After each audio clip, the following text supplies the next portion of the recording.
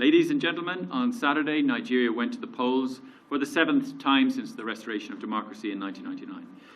I want to express my gratitude to the millions of Nigerian voters that cast their vote in the Presidential, Senate and House of Representatives elections on Saturday, despite prevailing challenges. I commend the commitment and determination of voters, especially of the youth who have contributed hugely to the democratic process. Today, the election process is far from finished. The mission is now only in a position to comment on observation undertaken to date, and we do not comment on the ongoing collation in a substantial way. The following remarks are therefore preliminary in nature on the process observed so far. So let me start with a summary of the main findings of our observations. Nigerians went to the polls in the highly anticipated presidential and National Assembly elections, with INEC notably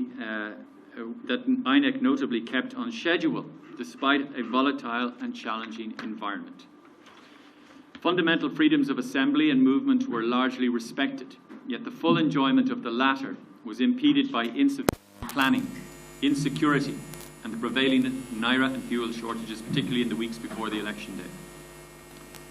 Abuse of incumbency by various political office holders distorted the playing field, and there were allegations widespread of vote buying. Media provided an extensive coverage of the three leading campaigns, but disinformation interfered with voters' right to make an informed choice on election day. Let me go into the details of our findings. First, about INEC. INEC was, of course, challenged by the ongoing fuel and cash shortage. Insecurity prevented INEC from accessing some areas, and it suffered attacks on its premises and personnel, including just days before polling. This hindered preparations in affected areas and instilled fear in voters. Overall, stakeholders expressed confidence in INEC's independence and professionalism and voter information efforts earlier in the process. However, there was a lack of efficient planning during critical stages of the electoral process, as well as a lack of transparency. On election day, delayed polling processes and insufficient information related to access to results on its Results Viewing Portal, which reduced trust in INEC. In particular, presidential election results forms only started to be uploaded after 10 p.m. on election day. By noon yesterday, it had reached 20%. This is of serious concern, in particular given the high expectations given INEC's commitments in this regard.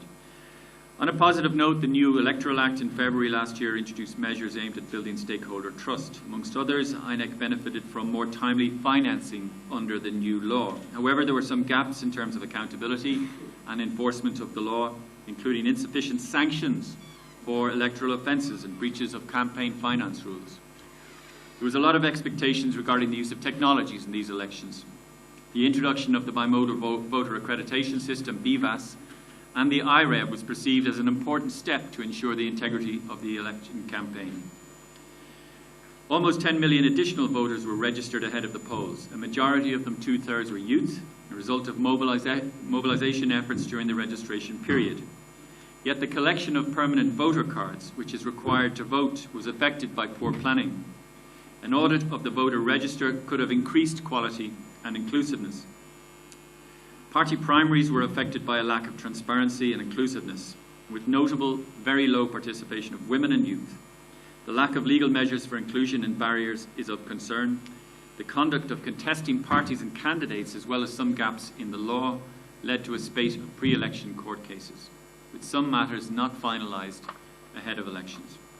The campaign was highly competitive and contestants conducted rallies nationwide, but the naira, cash and fuel scarcity reduced activities and attendance.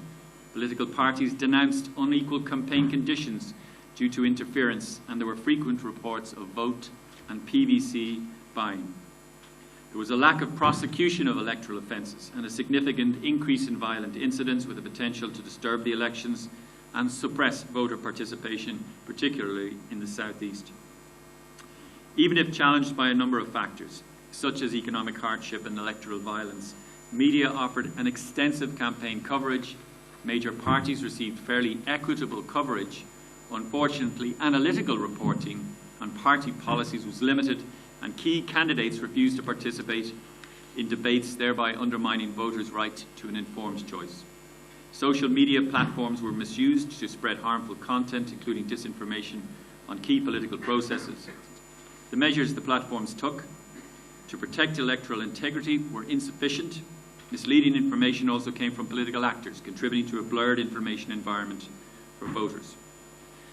On a positive note, online and offline media joined forces with civil society and fact-checkers to safeguard the integrity of the pre-election information environment.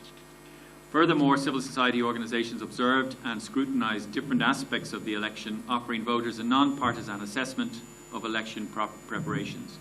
Overall, almost 150,000 participated in election day observation, contributing to the transparency of the process.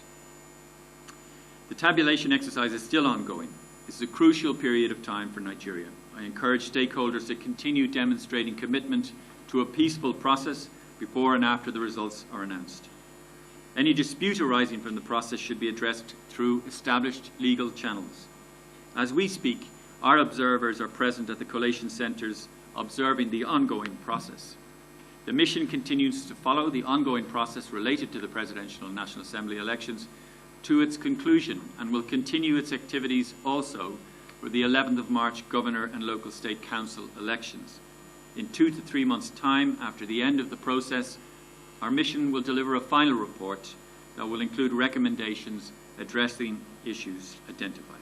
Thank you very much for your attention.